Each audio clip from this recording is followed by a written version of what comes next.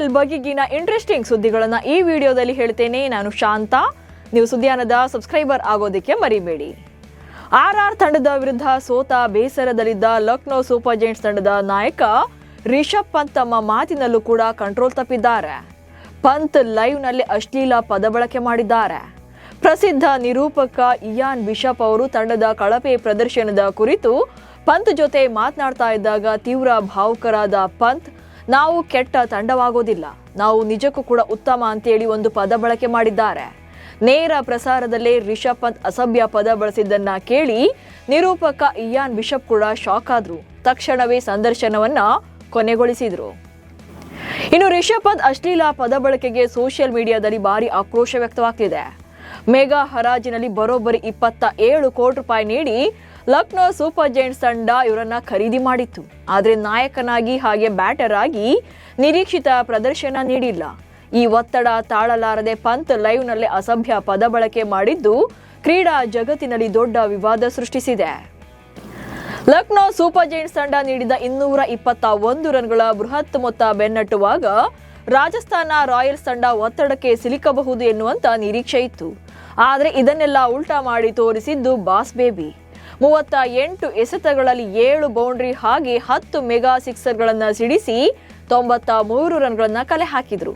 ಈ ಸೀಸನ್ ಅಲ್ಲಿ 13 ಇನ್ನಿಂಗ್ಸ್ಗಳಿಂದ ಒಟ್ಟು 579 ರನ್ಗಳನ್ನು ಗಳಿಸುವ ಮೂಲಕ ಅತಿ ಹೆಚ್ಚು ರನ್ ಗಳಿಸಿದ ಆಟಗಾರರ ಪಟ್ಟಿಯಲ್ಲಿ ನಂಬರ್ 1 ಸ್ಥಾನದಲ್ಲಿದ್ದಾರೆ. ಜೊತೆಗೆ ಆರೆಂಜ್ ಕ್ಯಾಪ್ ಕೂಡ ವೈಭವ್ ಪಾಲಾಗಿದೆ. ಲಕ್ನೋ ಬೌಲರ್ಗಳನ್ನ ದಂಡಿಸಿದ ವೈಭವ್ ಸೂರ್ಯವಂಶಿ ಅರ್ಧ ಶತಕ ಸಿಡಿಸಿದ ಮೇಲೆ ಸೆಲೆಬ್ರೇಷನ್ ಮಾಡಿದ್ರು. ಇದೊಂದು ರೀತಿಯಾದಂಥ ಸ್ಪೆಷಲ್ ಸೆಲೆಬ್ರೇಷನ್. ಅರ್ಧ ಶತಕದ ಬಳಿಕ ಅವರು ಮಾಡಿದ ವಿಶಿಷ್ಟ ಕೈಸನ್ನೆಯ ಆಚರಣೆಯ ಬಗ್ಗೆ ಕೇಳಿದಾಗ ಅದಕ್ಕೆ ಯಾವುದೇ ರೀತಿಯ ವಿಶೇಷ ಅರ್ಥ ಇಲ್ಲ, ನಾನು ಪ್ರತಿ ಮ್ಯಾಚಲ್ಲೂ ಕೂಡ ಹೊಸದನ್ನ ಪ್ರಯತ್ನ ಪಡ್ತೇನೆ ಅಷ್ಟೇ ಎಂದಿದ್ರು. ಸೊ ಆ ನಂತರ ಡ್ರೆಸ್ಸಿಂಗ್ ರೂಮ್ನಲ್ಲಿ ಅದು ತಾಯಿಯ ಹೆಸರಿನ ಮೊದಲಾಕ್ಷರ A ಫಾರ್ ಆರತಿ ಅಂತ ತೋರಿಸಿದೆ ಎಂದು ಸ್ಪಷ್ಟನೆ ನೀಡಿದ್ದಾರೆ. ಒಂದೇ ಸೀಸನ್ ಅಲ್ಲಿ 50 ಸಿಕ್ಸ್ ಸಿಡಿಸಿದ ಮೊದಲ ಭಾರತೀಯ ಹಾಗೆ ಅತಿ ಕಿರಿಯ ಬ್ಯಾಟರ್ ಎಂಬ ದಾಖಲೆ ಈಗ ವೈಭವ್ ಸೂರ್ಯವಂಶಿ ಪಾಲಾಗಿದೆ. IPL ಆವೃತ್ತಿಯೊಂದರಲ್ಲಿ ಅತ್ಯಧಿಕ ಸಿಕ್ಸ್ ಬಾರಿಸಿದ ಬ್ಯಾಟರ್ಗಳ ಪಟ್ಟಿಯಲ್ಲಿ 2ನೇ ಸ್ಥಾನಕ್ಕೇರಿದ್ದಾರೆ. ಈ ದಾಖಲೆಯ ಪಟ್ಟಿಯಲ್ಲಿ ಅಗ್ರಸ್ಥಾನದಲ್ಲಿರುವುದು ಕ್ರಿಸ್ ಗೇಲ್.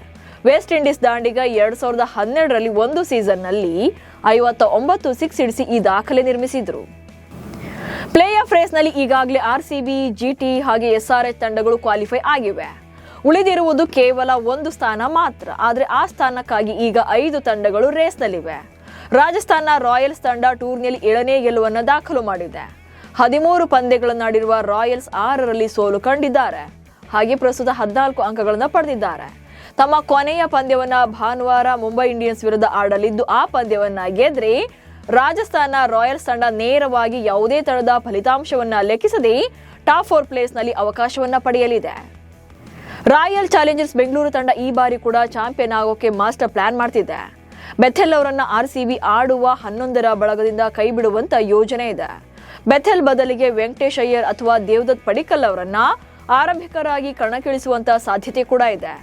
ಅಯ್ಯರ್ ಎಡಗೈ ಬ್ಯಾಟರ್ ಆಗಿದ್ದು ಅವರಿಗೆ IPL ನಲ್ಲಿ ಆಡಿರುವಂತ ಅನುಭವ ಜಾಸ್ತಿ ಇದೆ. ಸೊ ಸ್ಫೋಟಕ ಬ್ಯಾಟಿಂಗ್ ಹಾಗೆ ಇನ್ನಿಂಗ್ಸ್ 2ರಲ್ಲೂ ಕೂಡ ಆಡ್ತಾರೆ. ಹೀಗಾಗಿ ಕೊಹ್ಲಿ ಜೊತೆ ವೆಂಕಿ ಓಪನರ್ ಆಗಿ ಕಣಕ್ಕಿಳಿದ್ರು ಕೂಡ ಅಚ್ಚರಿ ಇಲ್ಲ. ಪ್ಲೇ ಆಫ್ ರೇಸ್ನಿಂದ ಹೊರಬಿದ್ದಿರುವಂತ ಮುಂಬೈ ಇಂಡಿಯನ್ಸ್ ಇನ್ನ 2 ಪಂದ್ಯಗಳನ್ನಾಡಲಿದೆ. ಆದರೆ ಈಗ ಮುಂಬೈ ತಂಡದಿಂದ ಮತ್ತಿಬ್ಬರು ಆಟಗಾರರು ಇಂಜುರಿಯಿಂದ ಹೊರಗುಳಿದಿದ್ದಾರೆ.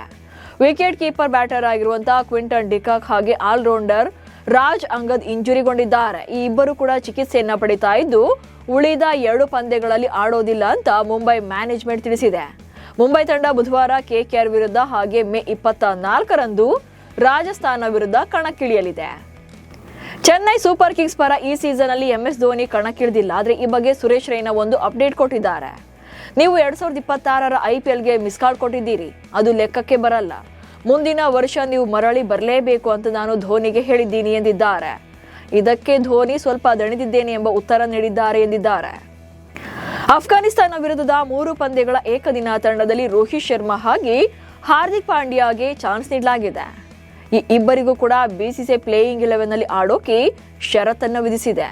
ರೋಹಿತ್ ಶರ್ಮಾ ಹಾಗೆ ಹಾರ್ದಿಕ್ ಪಾಂಡ್ಯ ಸರಣಿಯ ಆರಂಭದ ಮೊದಲು ಫಿಟ್ನೆಸ್ ಪರೀಕ್ಷೆಗೆ ಒಳಗಾಗಬೇಕಿದೆ. ಈ ಪರೀಕ್ಷೆಯ ನಂತರವೇ ಅವರ ಭಾಗವಹಿಸುವಿಕೆಯ ಬಗ್ಗೆ ಅಂತಿಮ ನಿರ್ಧಾರವನ್ನ ತೆಗೆದುಕೊಳ್ಳಲಾಗುತ್ತೆ ಅಂತ ಬಿಸಿಸಿಐ ಸ್ಪಷ್ಟಪಡಿಸಿದೆ.